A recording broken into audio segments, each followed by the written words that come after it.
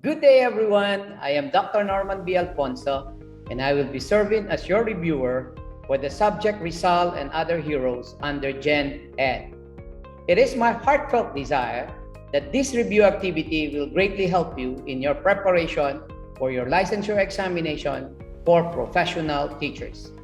Come, let us start now. For question number 1, the Filipino students are taught to emulate the young Jose Rizal, who was everything listed below except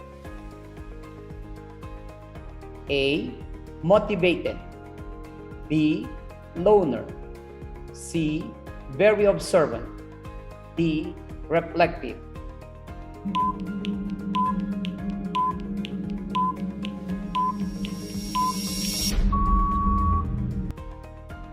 The correct answer is B. Loner. Number 2. What was Rizal's greatest resentment during his student days that motivated him to work harder? Your choices are A. Unequal treatment of students by the Jesuits, B. Use of Spanish as a medium of instruction, C. Passivity of Filipino students, D. Prevailing discrimination.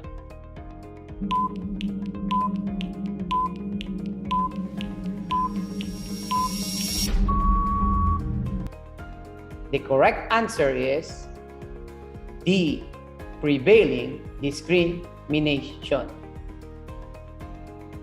Question number 3. Which work of Rizal was said to be an angry man's personal debate on whether or not a violent revolution would solve the Philippine crisis during the Spanish times? Your choices are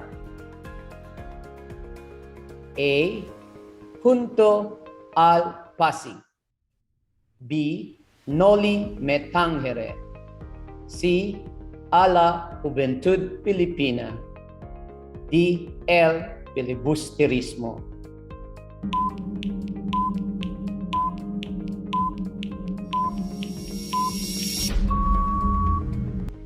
The correct answer is El Filibusterismo. Question number 4. Where did Rizal and Bonifacio not agree? A. In the inclusion of women in the Katipunan, B. In how to win independence from Spain, C. In the matter of organizing the Katipunan, D. In their religious convictions.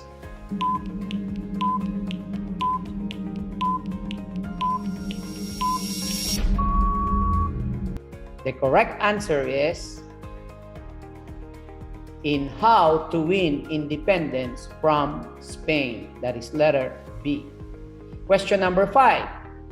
The La Liga Filipina was founded to carry out among which of the following aims? Your choices are A. To discourage the revolutionary ideas and spread of Masonry, to work for the separation of the archipelagos from Spain, to assassinate abusive and tyrannical governors and friars, D. To unite the whole archipelago into one compact, vigorous, and homogeneous body.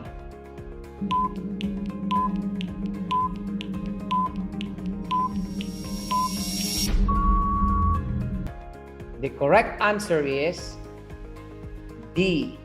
To unite the whole archipelago into one compact, vigorous, and homogeneous body. Question number 6. La Solidaridad is to the reformists while blank is to the Katipunaros. The choices are A. Bravos Indios, B. Kalayaan, C. Pahayagan, D. The Decalogue.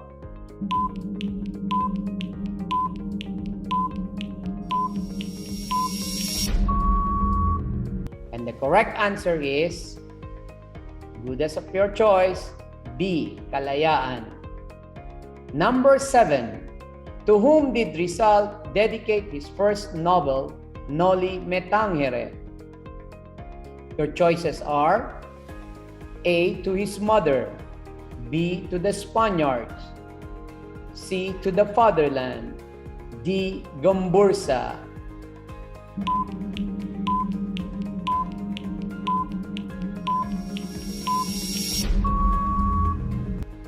The correct answer is letter C. To the fatherland.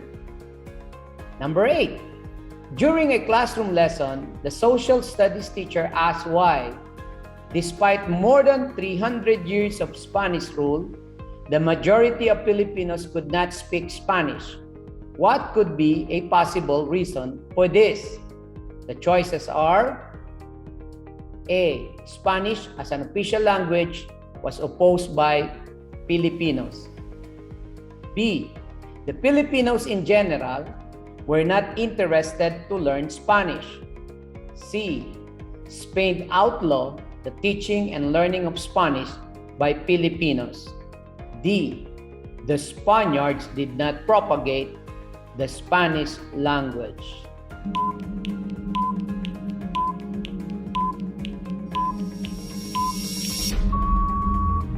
And the correct answer is as good as of your choice, letter D.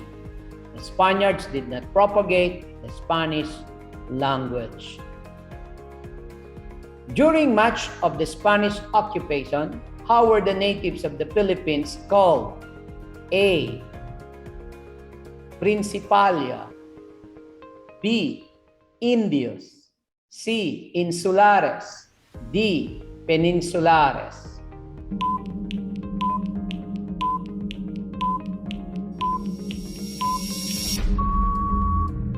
And the correct answer is letter B. Indios. Number 10. Rizal focused the Liga Filipina to unite the whole country, revolt against the Spaniards, fight violence and injustices. A. Number 2 only, or Roman numeral number 2 only. B. Roman numeral number 1 and number 2 only. C.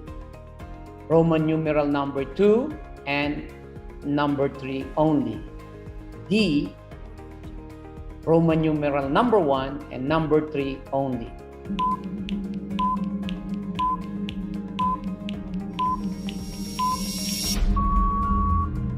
And the correct answer is D. Roman numeral number 1 and number 3 only. Unite the whole country and fight violence and injustices. Number 11. Which of the following occurred first? A. Cry of Balintawak. B. Execution of Rizal at Bagong Bayan. C. Trial and execution of Bonifacio. D. Proclamation of Philippine independence at Cavite.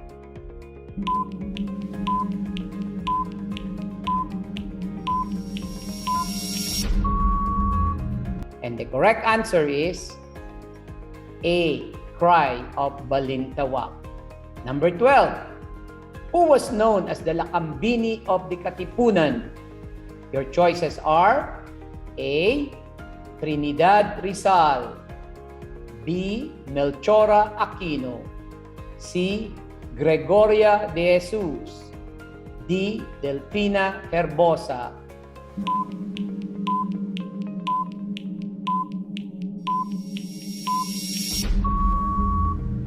The correct answer is letter C. Gregoria de Jesus.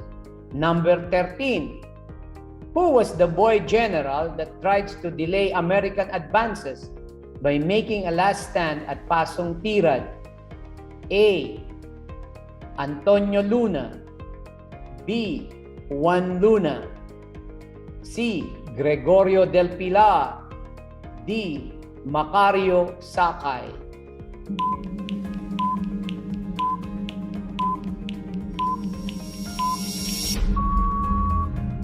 The correct answer is as good as of your choice, letter C, Gregorio del Pilar. Number 14.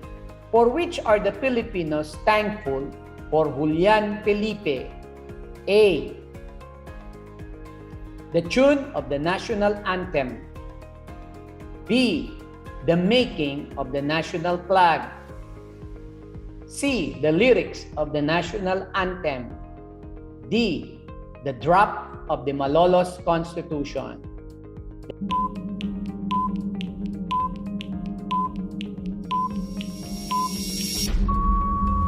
The correct answer is letter A, the tune of the national anthem. Number 15.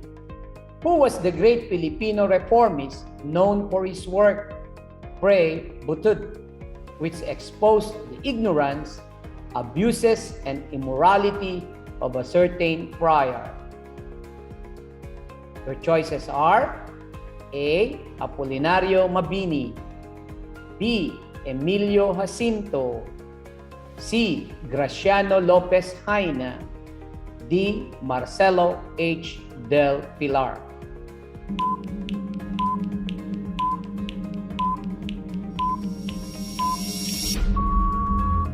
And the correct answer is Graciano Lopez Jaina. Number 16. Who was known for the parody of Our Father and the Ten Commandments in his attempt to campaign against the abuses of the friars? Choices are Antonio Luna, B. Pedro Paterno, C. Graciano Lopez Jaina, D. Marcelo H. del Pilar.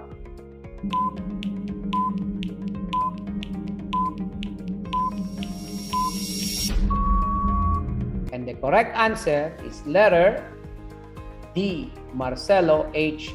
del Pilar. Number 17. What replaced the tribute as a form of taxation in the Hispanic Philippine colony in 1884? The choices are Donativo, B. Santotum, C.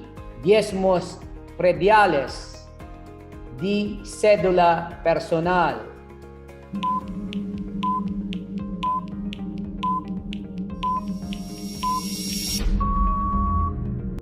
And the correct answer is letter D. Cédula personal. Number 18. How did the Hispanic conquest affect the physical features of the conquered native Filipinos, especially in lowland regions? Choices are A. Indian mestizos, B. Slit-eyed chinitos, C. Light-skinned high-nosed mestizos, D. Pilam half-breeds.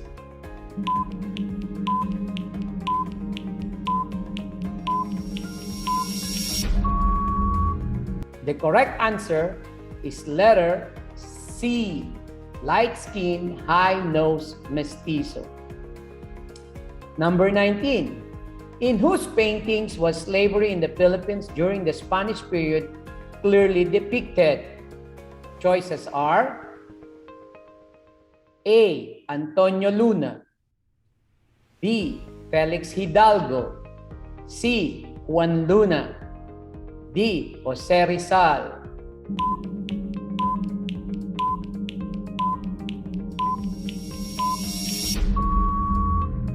The correct answer is C. Juan Luna. Number 20. Which religious institution is the only living remnant of the Philippine Revolution of 1896 today? The choices are Unitarian Church of the Philippines, B. Roman Catholic Church, C. Philippine Independent Church, Aglipayan, D. United Church of the Philippines.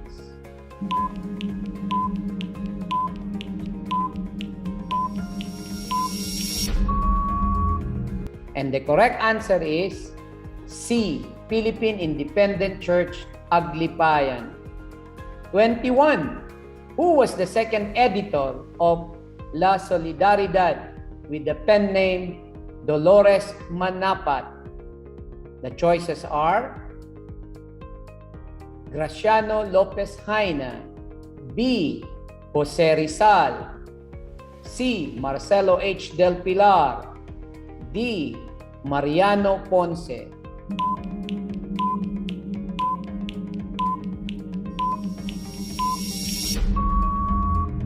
The correct answer is C. Marcelo H. Del Pilar. 22. Who betrayed the KKK that led to its discovery by the Spanish government? The choices are Teodoro Plata, B. Teodoro Patini, C. Apolinario de la Cruz, D. Mariano Alvarez.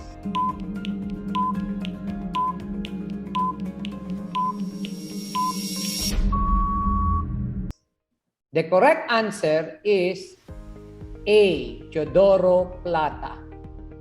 23. Who was the mestizo who served as the mediator in the Truce of Biak-na-Bato?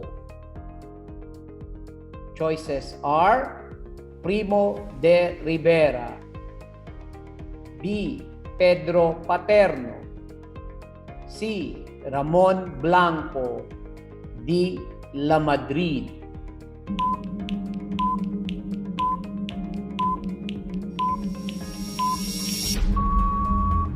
The correct answer is B. Pedro Paterno. 24. What was the payment for the exception to render the forced labor during the Spanish regime called? A. Boleta, B. Indulto, C. Situado, D. Pala.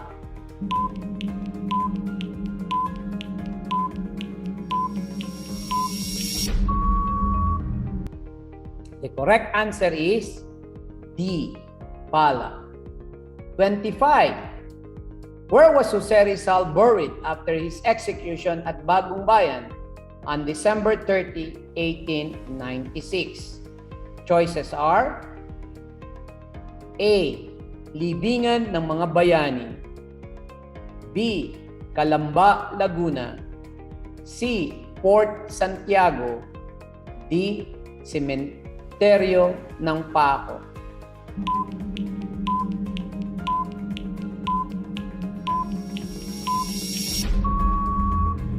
And the correct answer is D. Sementeryo ng Paco. 26. What was the name of the particular town where General Emilio Aguinaldo established the Republic of Biak-na-Bato on May 31, 1897? The choices are A. San Ildefonso, B. San Rafael, C. Baliwag, D. San Miguel.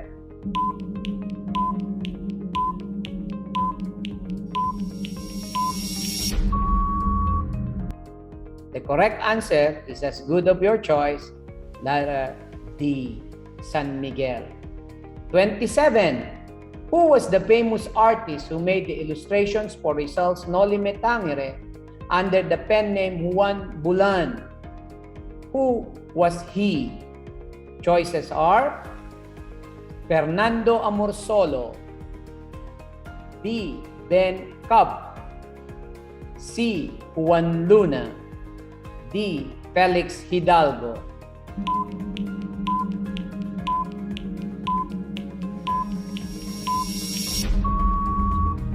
The correct answer is letter C. Juan Luna. 28. The real conquest of the Philippines by the Spaniards was achieved by blank, more by the sword than by the cross. B. more by the aid of the Filipinos helping the Spaniards? C. More by the cross than by the sword. D. None of the above.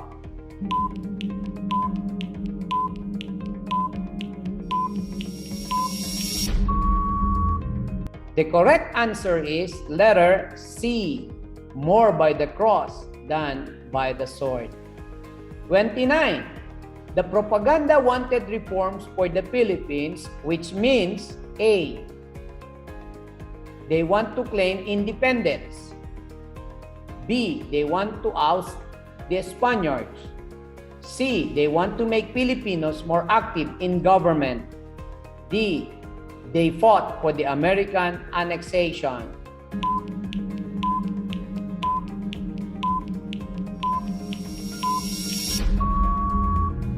And the correct answer is C. They want to make Filipinos more active in government. Number 30. What was the highest position occupied by the Filipinos during the Spanish period? A. Gobernadorcillo. B. Cabeza de Barangay. C. Governor General. D. Alcalde Mayor.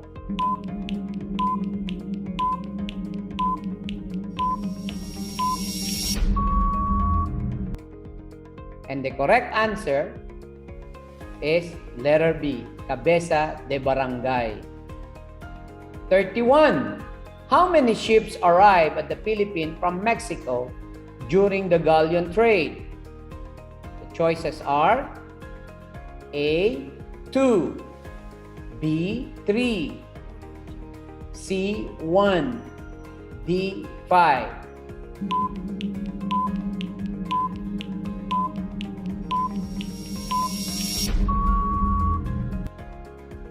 Your answer is as good of your and my choice. A. 2. Number 32. What is non-debatable evidence left by Rizal proving his faith in God despite being estranged from his religion, strangled from his religion? The choices are El filibusterismo. B. Mi ultimo adios. C. Retraction paper. D. Noli Me Tangere.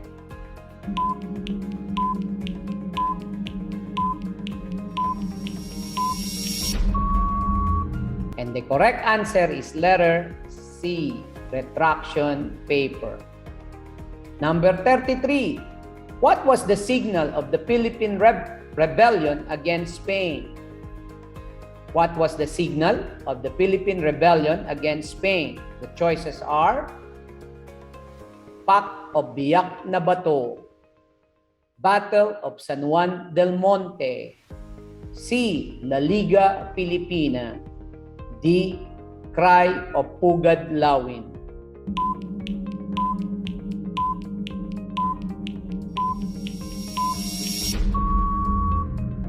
The correct answer is D. Cry of Pugad Lawin.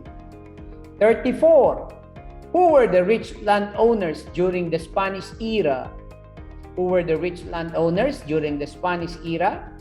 Choices are A. Cabezas de Barangay, B. Gobernadorcillo, C. Hacienderos, D. Encomienderos.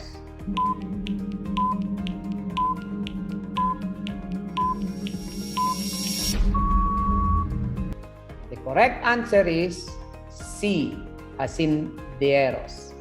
Number 35. What was the goal of the propaganda movements for the Philippine colony as a province of Spain? A. Reformation. B. Autonomy. C. Assimilation. D. Independence.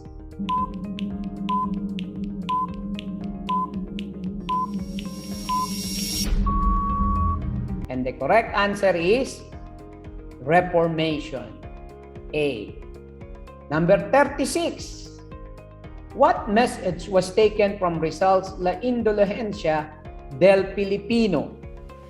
Choices are: rise in arms against Spain, don't be lazy.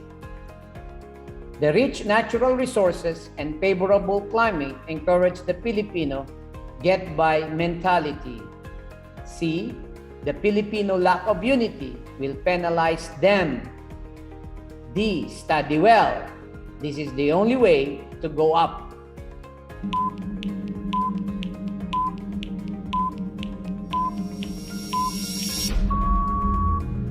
And the correct answer is letter B. The rich natural resources and favorable climate encourage the Filipino get by mentality. Number 37. Who was the Filipino general assassinated by the Kawit Company at Cabanatuan, Nueva Ecija in 1889? I know, and I'm very sure that all of us knows it. The choices are: A. Artemio Ricarte, B. Antonio Luna, C. Macario Sakay, D. Gregorio del Pilar.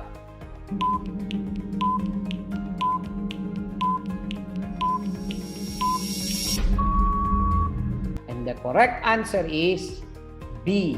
Antonio Luna. Number 38.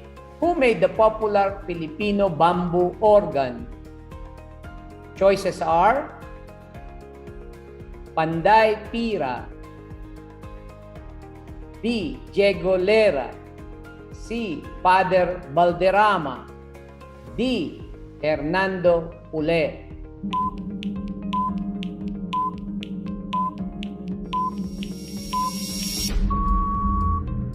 And the correct answer is letter B. Diego Lera. Number 39. What was the name given to Cebu in honor of the Santo Niño? Choices are: Ciudad del Santísimo Nombre de Jesús, B. Black Nazarene, C. El Gerardo de las Revoluciones, D. Semirara.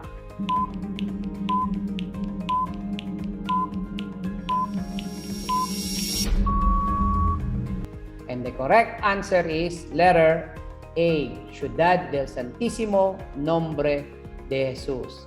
Number 40. Who was the Chinese pirate who killed Martin de Goiti? The choices are: A. Limahong, B. Shin Wan Ti, C. Hideyoshi, D. Kamura.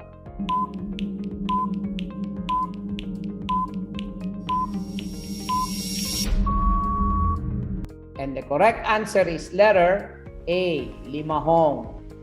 Number 41. What was a book written by Kempis which was Rizal's last gift to Josephine Bracken? Choices are: Mi Ultimo Adios, B. Imitation of Christ, C. Faith in God, D. Retraction.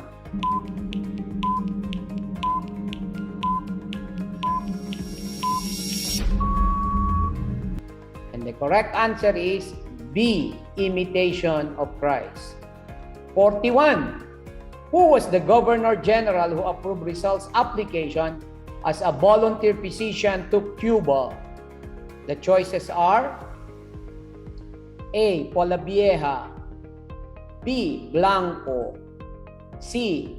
Carnicero, and D. Ochande.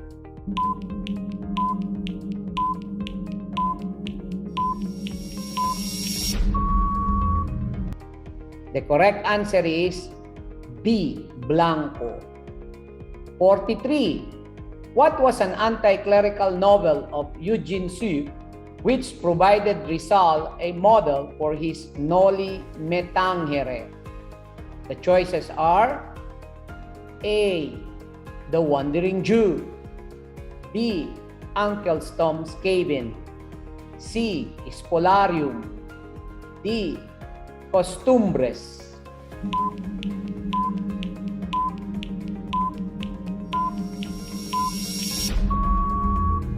And the correct answer is letter A, the Wandering Jew. 44. Where was the second Spanish settlement proclaimed by Legazpi? Choices are A. Bohol, B. Panay, C. Cebu, D. Maynila.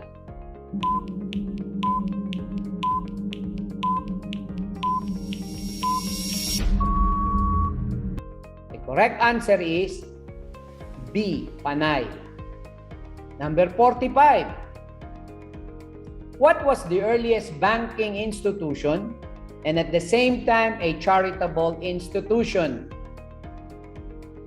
The choices are Banco Trinidad, B. Obras Pias, C. La Independencia, D. Banco Espanyol Filipinos.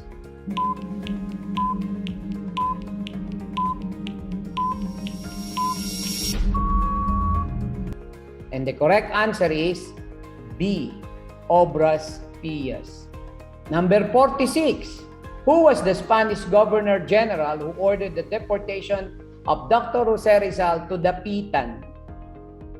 Choices are Rafael Izquierdo, B. Emilio Tertero, C. Eulogio Despujol, D. Primo de Rivera.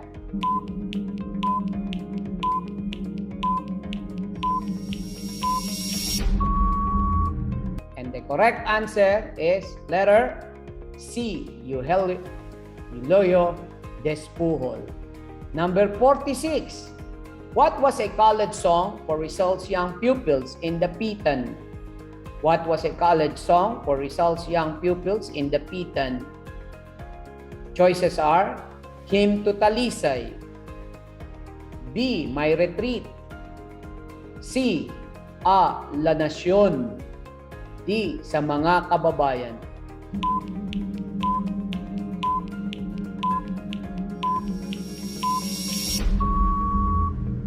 And the correct answer is letter A. Hymn to Talisay. Number 48. The following documents were gathered by Spaniards during Rizal's preliminary investigation, except blank. The choices are Speeches of Emilio Jacinto, B. Letters of Marcelo H. del Pilar, C. Copy of Kundiman and Hymn to Talisay, D. Letters to Galicano Apacible.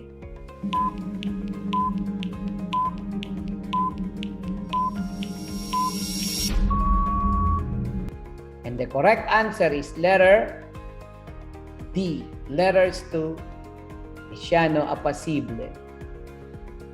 Number 49. What case was charged against Rizal by the Spanish authorities? Choices are Rebellion, B. Forgery, C. Heresy, D. Filibuster.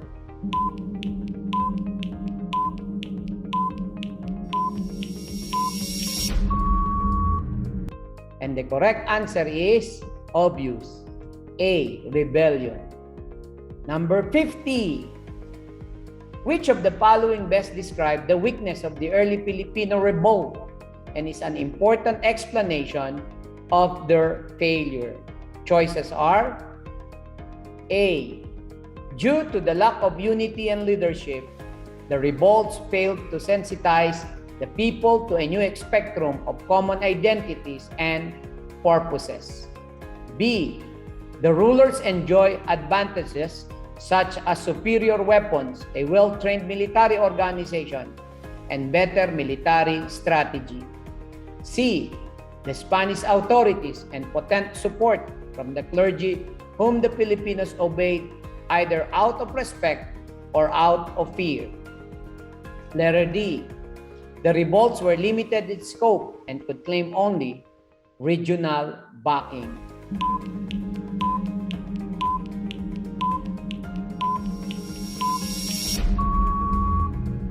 And the correct answer is letter A. Due to the lack of unity and leadership, the revolts failed to, sabi nga natin, sensitize the people to a new spectrum of common identities and purposes.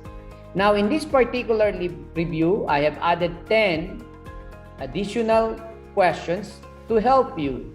So, let's do it at random. What was the oldest existing college for girls in the Philippines, founded in 1632? College of Santa Rosa, Assumption College, College of Santa Isabel, College of La Concordia.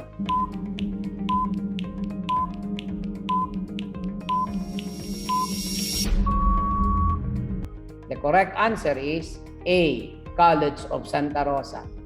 52. The famous Great Triumvirate of the propaganda movement was composed of A, Rizal, Jaina del Pilar, Rizal, Ponce, Luna, C, Rizal, Jaina, Panganiban, D, none of the above.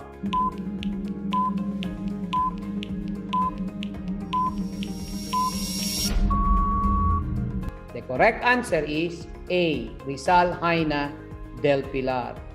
Number 53.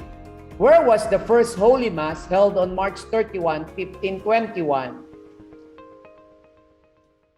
A, Masiao, B, Butuan, C, Agusan del Norte, D, A, B, and C.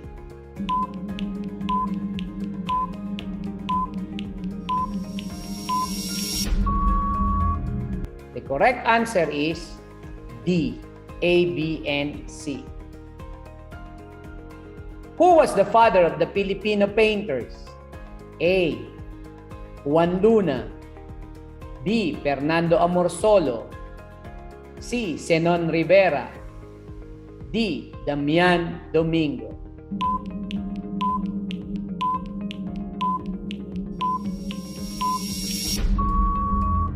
And the correct answer is letter D, Damian Domingo.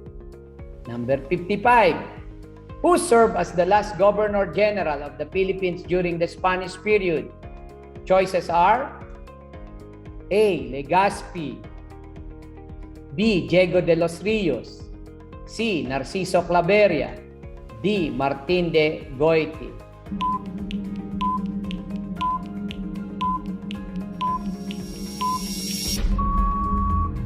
And the correct answer is Narciso Claveria. Number 56. What was the Bible of the Katipunan? A, Cartilla, B, Kalayaan, C, La Solidaridad, D, Diaryong Tagalog.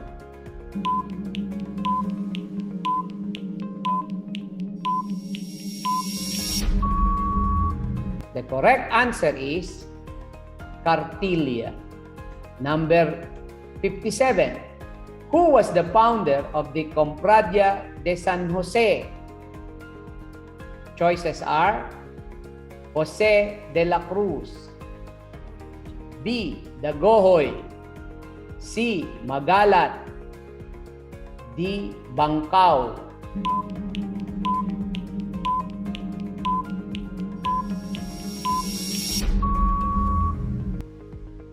And the correct answer is obvious, Jose de la Cruz. 58. What was the Chinatown in Manila during the Spanish period? Choices are Maymayi, B, Quiapo, C, Downtown, D, Santa Cruz.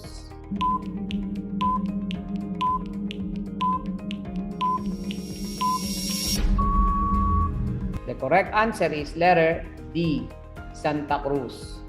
59. What was the first original organ of the revolutionary government? A. Kalayaan. B. Diario de Manila. C. El Heraldo de la Revolución. D. La Solidaridad.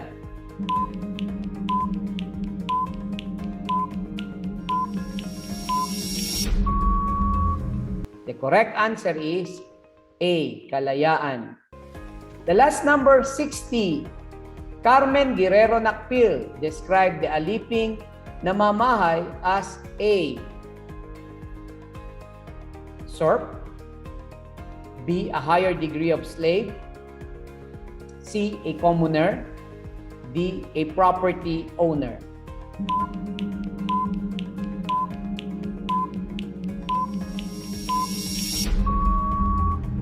The correct answer is D. A property owner. This is all for now. Thank you very much, and I hope I have imparted something very important to you in preparation for your licensure examination.